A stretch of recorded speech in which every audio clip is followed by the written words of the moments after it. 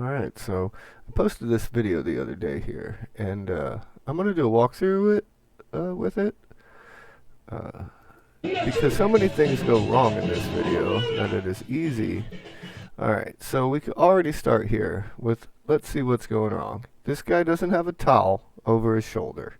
Alright, so he can't wipe any excess fuel off of his lips as he puts this bottle to his lips. And now the next thing I notice about this bottle is it probably doesn't have a cap on it, nor does it have a like a plunger type squeezy bottle locking cap that he could close. So he shouldn't be holding this bottle before he begins to spit. Alright, if you don't want to hold a bottle that doesn't have a cap on it.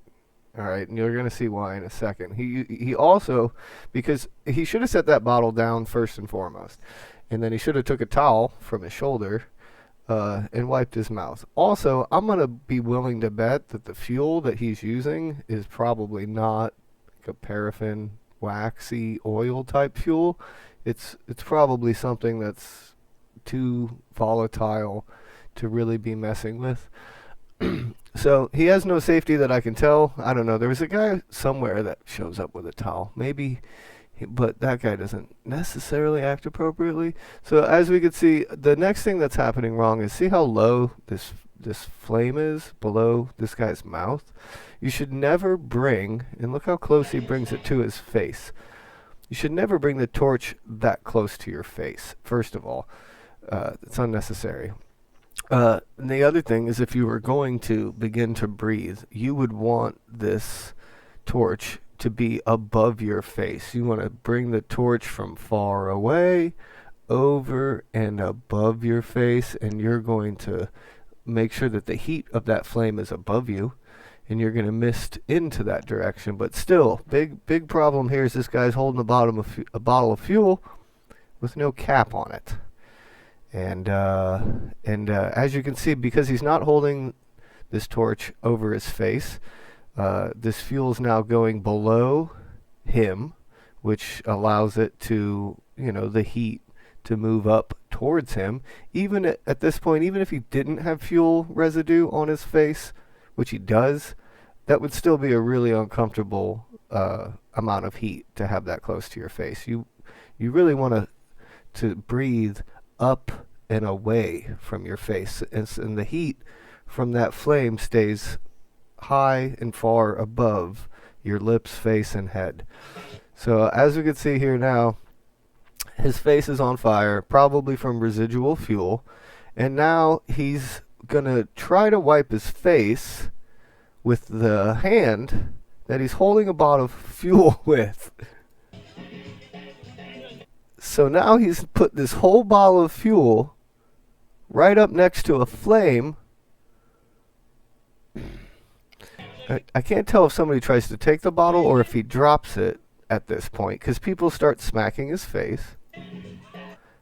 And I can't tell. I think this is where he drops the bottle of fuel.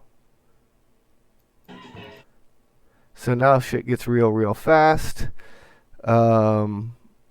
His face is on fire, the ground is on fire, and now I believe he's going to squirt out the rest of the fuel that's in his mouth, which ends up all over his face. You can't tell which way is up, because once you're, you know what I mean. So he's basically rolling in fire. All that fuel that's on the ground, because he's rolled into it, has now soaked into his shirt. So now now more than just the little residual fire that may have been on his face. Like if somehow he would have set the bottle down, at least at that point when his face was on fire, he wouldn't have been rolling around in a pool of fuel. So there's a lot of different places here that could have mitigated danger, but this is a pretty good example of when everything goes wrong. People don't know how to react. This one lady runs off and on fire over here, whoever that person is, off to the left. And, these children, these people don't know how to react. But this guy's the best guy on the scene so far. But okay, but instead of beating him what the if you could have in any way tried to manage this disaster, the best thing that you could have done for this person that's on fire is to pull them either by the legs or from one end of them that's not on fire away from the dangerous pool of fuel and flame. And then I don't know if a t-shirt would have helped you at this point. It would take something pretty thick, but you would want to take a very thick, heavy towel and wrap this dude's face, borderline suffocating him. Because like right now he's not breathing well, and if he is breathing, he's breathing in hot, flaming gas and fuel.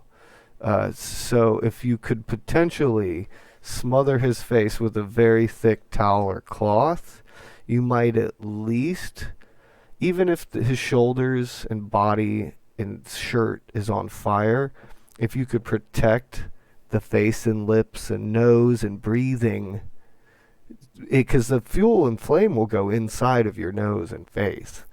And if you could possibly remove the oxygen and smother his face, you might be able to save him from a third or worse degree burn. You know, you could minimalize it to maybe a first or second degree burn if you would just like smother his face. Just hold the blanket over the most sensitive parts, at least until, I don't know, but you know, here we see something that happened in 30 seconds. It went from 0 to 1,000. He could have dropped the torch. Oh, but dropping the fuel without a lid and then rolling into it, not being aware of the environment, not having a safety present. Because one person with a towel, if he first of all would have put the bottle of fuel down, he'd have been in way better shape.